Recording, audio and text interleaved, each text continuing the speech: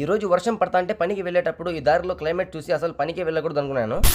So hi friends అందరికి. మా ఊర్లో వాన పడతా అంటే పని లేదనుకొని పొద్దున్నే బయటకు వచ్చి కూర్చున్నాము నేను ఈ జగన్. ఇక అర్ధ గంట తర్వాత మా మామ ఫోన్ చేసి పనికి వెళ్ళాలా రెడీ అయిపోరా అన్నాడు. ఈ వానలో ఎక్కడికి వెళ్తాయా పని కంటే వస్తావా వేరే వాళ్ళని పిలుచుకుని పోవాలా అన్నాడు. ఇక నాకు కూడా కొంచెం డబ్బులు అవసరం ఉంది అనేసి వానలోనే పనికి అయితే వెళ్ళాను. పని ఎక్కడ మామ అంటే లక్కిరెడ్డిపల్లికి పోవాలా, బస్ లో వస్తావా బైక్ లో వస్తావా అంటే బైక్ లో వస్తాలే అని చెప్పేసి నేను ఈ అన్న అయితే వెళ్తున్నాము. ఇక కడప నుంచి 50 కిలోమీటర్స్ అయితే వెళ్ళాలి ఈ వర్షంలో తడుచుకుంటా. ఇక ఈ దారిలో కొండలు చూడండి అసలు ఫాగ్ తో ఫుల్ గా అయిపోయింది, అసలు కాన్ రావడమే లేదు. అసలు ఈ క్లైమేట్ అంతా చాలా బ్యూటిఫుల్ గా ఉంది, ఫుల్ ఫాగ్ తో. ఇతను ఎవరో ఈ ఎనుములు నేసుకుని పోతున్నాడు పట్టా కూడా కట్టుకోకుండా వర్షంలో. ఉత్త ఎనుముల్ని వేసుకుపోయామా పాలు అమ్ముకున్నామా అన్నట్టు కాదు, కొంచెం దానిల గురించి కూడా ఆలోచించండి. సో ఇలా జంతువుల్ని ఎవరైనా తీసుకుపోయే వాళ్ళు ఉంటే బాగా సేఫ్టీగా తీసుకుపోండి. సో ఇక గువల్ చెరువు ఘాట్ పైన వెళ్తున్నాము, ముందర పక్క అసలు రోడ్డే కాన్ రావడం లేదు, ఫుల్ ఫాగ్ ఉంది. సో ఇక ఈ క్లైమేట్ చూస్తుంటే సూపర్ అంటే సూపర్ గా ఉంది, మైండ్ బ్లోయింగ్. అసలు ఈ క్లైమేట్ ని చూసి అసలు పనికి వెళ్లకుండా ఇక్కడే ఉండిపోవాలనిపించింది, అంత బ్యూటిఫుల్ గా కనిపించింది ఈ రోజు గువల్ చెరువు ఘాట్ మాకు. సో ఇక పనికి వస్తా అని చెప్పి వెళ్ళకుంటే బాగుండదని వెళ్తున్నాను. సో ఇక గువల్ చెరువులో టిఫిన్ సెంటర్ దగ్గర ఆపి టిఫిన్ చేయడానికి నేను ఇడ్లీ కూడా తీసుకున్నాను, ఆయన వచ్చేసి పూరి తీసుకున్నాడు. ఇక ఇద్దరం టిఫిన్ తినేసి బయలుదేరి ఇక రామాపురం దగ్గరికి అయితే వచ్చేసాము. ఇక మా మామ బస్ లో రామాపురం దగ్గర దిగినాడు. ఇక రామాపురంలో మా మామ ఎక్కించుకొని ఇక లక్కిరెడ్డిపల్లికి అయితే బయలుదేరిపోయాము. ఇక పని కాడికి వచ్చి పని స్టార్ట్ చేసుకున్నాము. ఇక మధ్యాహ్నం భోజనం టయానికి భోజనం వచ్చింటే